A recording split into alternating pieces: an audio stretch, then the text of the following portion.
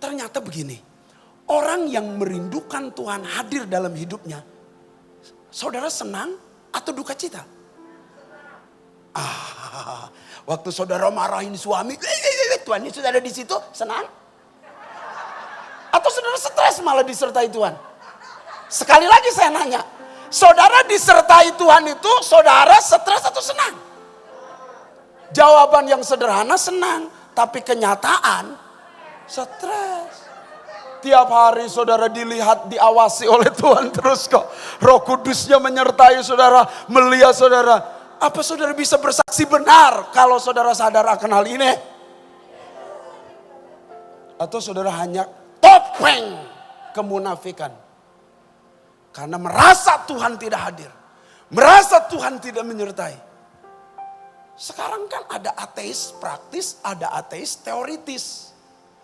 Ateis teoritis itu ateis yang banyak berdebat, apologet. Tuhan tidak ada, buktinya mana Tuhan ada? Kalau Tuhan ada, buktikan mana? Begitu. Itu dia ingin pembuktian lewat teori.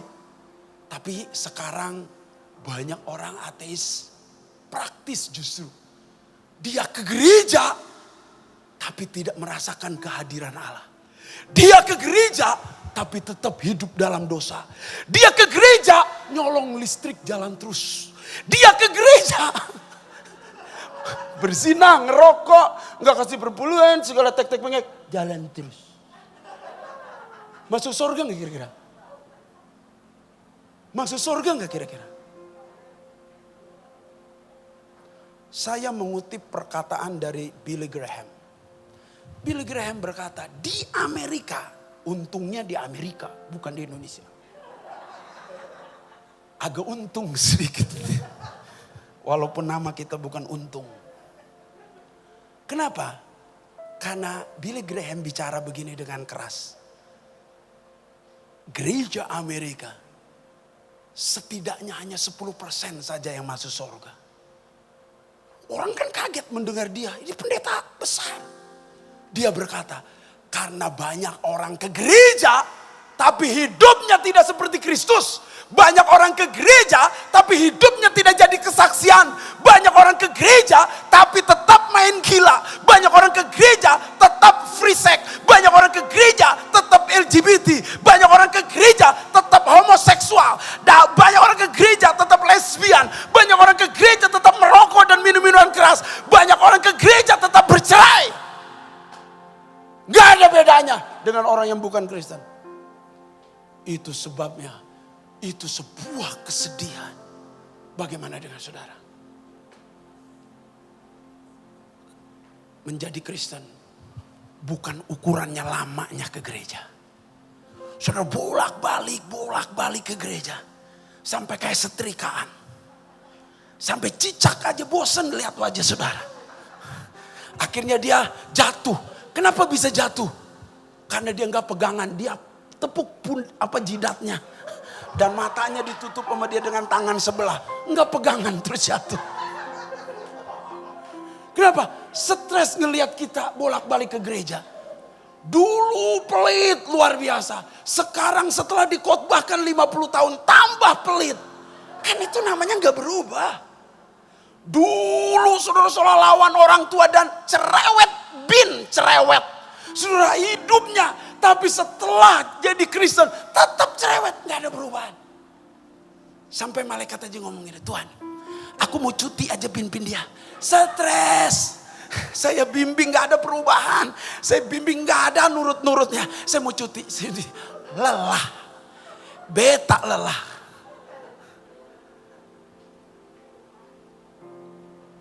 Untung jok doang itu. Coba kalau bener. Mengapa? Karena banyak orang Kristen hidup ke gereja, tapi sebetulnya tidak menjadi saksi. Saya ulangi kalimatnya. Banyak orang ke gereja, tapi hidupnya tidak menjadi saksi. Pertanyaannya, mengapa banyak orang ke gereja tapi hidupnya tidak menjadi saksi? Kalau saudara, kita semua nih umat Allah, semua semua menjadi saksi untuk satu orang saja, dunia sudah dari dulu diselamatkan. Saya ulangi kalimatnya. Bila seluruh orang Kristen di dunia ini menjadi saksi untuk satu orang saja, maka seluruh dunia ini yang miliaran ini sudah diselamatkan. Kenapa tidak bisa menjadi saksi? Tidak ada pertobatan. Jawabannya sederhana. Karena sering jadi Kristen tapi tidak menerima kuasa. Saya ulangi. Sering kali kita jadi Kristen tapi kita tidak punya kuasa sebagai orang Kristen. Saya mengkisahkan satu kisah. Ada seorang bernama Billy Sunday. Kenal nggak kenal saya sebut aja. Billy Sunday adalah pemain bisbol. Tapi bagi saudara yang sering baca buku rohani, kebangunan rohani, saudara akan tahu siapa Billy Sunday. Billy Sunday adalah pemain bisbol, dipanggil oleh Tuhan. Dia rela tinggalkan profesi bisbolnya dan dia berkhotbah, dia bersaksi. Saudara tahu, setidak-tidaknya selama dia hidup 1 juta orang dia selamatkan bagi Kristus. Waktu ditanya, mengapa ia bisa sedemikian rupa? Jawabannya sederhana. Aku menerima kuasa Roh Kudus. Sehingga aku diberikan keberanian bersaksi, keberanian untuk KKR, keberanian untuk berkhotbah, keberanian untuk mendoakan orang sakit, keberanian aku mengusir setan, punya keberanian untuk memperlihatkan kepada dunia bahwa Tuhan Allah yang aku sembah, Allah yang hidup. Pemain baseball. Tidak sekolah teologi. Pemain baseball. Tidak sarjana S1 manajemen, MBA atau magister manajemen atau magister yang lain. Tidak. Yang menyebabkan dia dipakai Tuhan penuh urapan Roh Kudus.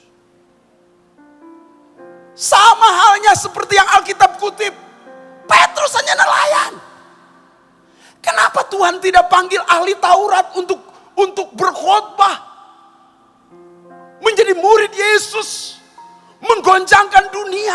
Mengapa Yesus menggoncangkan dunia memakai Petrus yang hanya nelayan? Tidak tahu penelitian Alkitab seperti ahli-ahli Taurat atau orang Farisi. Tapi Tuhan melihat untuk dipakai Tuhan bukan otak ukurannya. Bukan jebolan mana kuliah kita. Yang ingin dipakai Tuhan adalah mereka yang meresponi panggilan Allah, yang mau diurapi Roh Kudus. Maka mereka menggoncangkan dunia. Saudara ingin dipakai Tuhan? Responi panggilan Allah. Biar Roh Kudus mengurapi saudara. Dan engkau pasti berbeda. Seorang tukang ledeng kelas 4 SD namanya Smith Wigglesworth. Namanya susah. Smith Wigglesworth. Orang Inggris itu. Tukang ledeng. Pegawai kasar. Omongannya juga kasar. Satu saat istrinya takut Tuhan. Istrinya berkata, "Papa, aku mau ke gereja." Ke gereja yang sore hari. Karena pagi dia ngurus suaminya. Apa jawab dari Smith Wigglesworth? Smith Wigglesworth yang kasar itu, hanya kelas 4 SD itu, berkata, "Kalau kakimu diinjakkan keluar dari pintu itu, engkau tidak boleh masuk ke rumah ini. Engkau harus tidur di luar." Kita tahu tidur di Inggris dingin, bekulah. Dia berkata, "Aku sudah melakukan kewajibanku sebagai istri yang takut akan Allah," kata dia. "Aku sudah menyiapkan makanan buat kamu untuk hari Minggu ini. Biarkan aku beribadah kepada Allahku." Lalu dia melangkah dan pergi. Dia pulang, ketuk pintu. Suaminya berkata, "Aku tadi sudah berkata, kalau engkau keluar pergi ke gereja mencari Allahmu itu, engkau tidak boleh masuk lagi ke rumah ini, tidur di luar." Smith berpikir Gak mungkin istrinya tidur di luar. Dia pasti pergi ke rumah tetangga. Itu yang logika. Tapi waktu dia pagi hari buka pintu, istri Smith Wigglesworth tidur di depan pintu. Waktu dia dorong-dorong agak keras. Ada apa ini? Ternyata istrinya hampir beku. Menggigil. Hampir beku. Dia dorong dengan paksa. Lalu dia melangkahi istrinya. Dan dia mau pergi kerja. Sebagai tukang ledeng. Istrinya memeluknya. Dan berkata, suamiku. Lalu dihentaknya tangan istrinya itu. Dia berkata, untuk apa? Kata dia. Lalu istrinya berkata, tidak pernah suamiku keluar pintu rumah ini sebelum sarapan pergi kerja. Biarkan aku menyediakan sarapan dulu buat kamu. Baru kamu boleh pergi kerja. Itu Smith jatuh berlutut. Dia berkata, aku begitu jahat dan kasar kepadamu. Mengapa engkau tetap mau memperlakukan yang baik kepadaku? Lalu jawab istri dari Smith Wigglesworth berkata begini. Tuhan yang ada di dalamku. Melingkupi kasih-Nya. Melingkupi hidupku. Sampai aku tidak bisa membenci kamu. Aku sangat mengasihi kamu. Karena kamu suamiku. Lalu dia menangis. Dia berkata, doakan aku. Aku ingin menerima Yesus Kristus sebagai Tuhan dan Juru Selamat. Smith Wigglesworth diletakkan tangan oleh istrinya. Pagi itu Smith berubah karena ada istri yang takut Tuhan.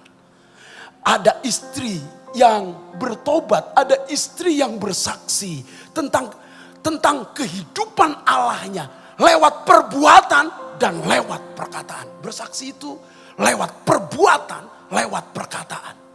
Lewat kehidupan, lewat perkataan.